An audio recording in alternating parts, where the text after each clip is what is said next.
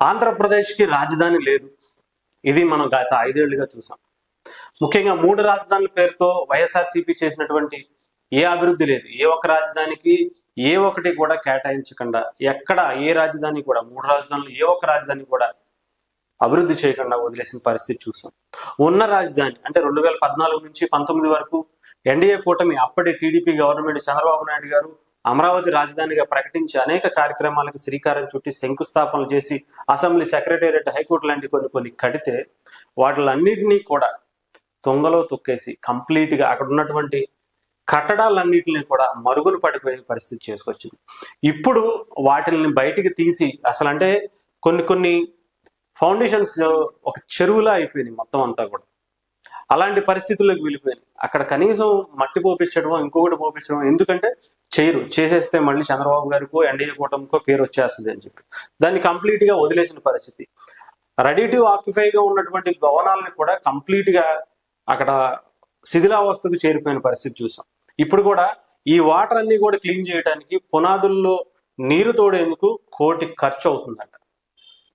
చూసారా ఎంత దౌర్భాగ్యమైనటువంటి, అంటే ఇదే 1 కోటి రూపాయలు ఇంకో దానికి ఉపయోగించుకోవచ్చు. కానీ ఇప్పుడు మనం వీటిని బాగు చేసుకోవాలా, ఇంకో దాన్ని కట్టాలా అనే దానికి కూడా ఆలోచించుకోవాల్సి వస్తుంది. 5 ఏళ్లుగా సచివాలయం, హెచ్డిఓ టవర్లు, హైకోర్టు భవనం కూడా పునాదులు ఇంకా అలాగే ఉన్నాయట.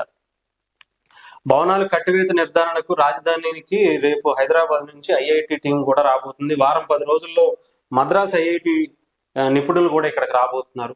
ఈ రాజధానిలోని నీళ్ళలో ఉంటున్నటువంటి భవనాల పునాదులు వీటి అన్నిటిని నీళ్లు తీసేసి మళ్ళీ దాన్ని మెరక మట్టి పోసి దాన్ని మళ్ళీ కన్స్ట్రక్షన్ స్టార్ట్ చేయడానికి ఇప్పుడు ఆ వాటర్ ఓన్లీ వాటర్ తోడడానికి 1 కోటి రూపాయలు అవుతుందని చెప్పారు.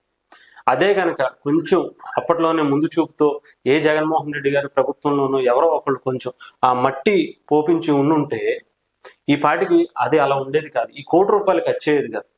ఈ 1 కోటి రూపాయలు ప్రజాధనమే కదా. ఇలాంటివి అంటే 500 కోట్లు 600 కోట్లు పెట్టి ప్యాలెస్లు కట్టుకున్నటువంటి ఆయన బాత్రూమ్లకి వెళ్ళడానికి కూడా ఆఖరికి 35 లక్షలు 45 లక్షలు టబ్బులు వాడుకున్నందుకు ఈ పెద్ద విషయం కాదనుకుని వదిలేసి ఉంటుంటారు. నిజంగా ఇప్పుడు మళ్ళీ ఎంత పరిస్థితి వచ్చింది చూడండి. 1 కోటి రూపాయలకు సంబంధించి ఇప్పుడు ఖర్చు అవుతుందంటే ఈ ఖర్చు మళ్ళీ ఎవరి మీద పడినట్టు? మళ్ళీ ప్రజల మీద పడినట్టు. మళ్ళీ దాన్ని బాగు చేయడానికి మళ్ళీ ప్రజల మీదే పడుతుంది. ఏదేమైనా సరే ఈ 5 ఏళ్లు ఒక విధ్వంసాన్ని అయితే సృష్టించారు జగన్మోహన్ రెడ్డి గారు. అమరావతి ప్రభుత్వం చేసినటువంటి విధ్వంసంలో ఇప్పుడు కొత్తగా చేపట్టాల్సిన నిర్మాణాల మాట అటు నుంచి నిలిచిపోయినట్టుని కూడా ముందుకు తీసుకెళ్లేందుకు భారీ కసరత్తు కూడా చేయాల్సి వస్తుందని చెప్పి పేపర్ల హెడ్డింగ్స్ అయితే వస్తున్నాయి.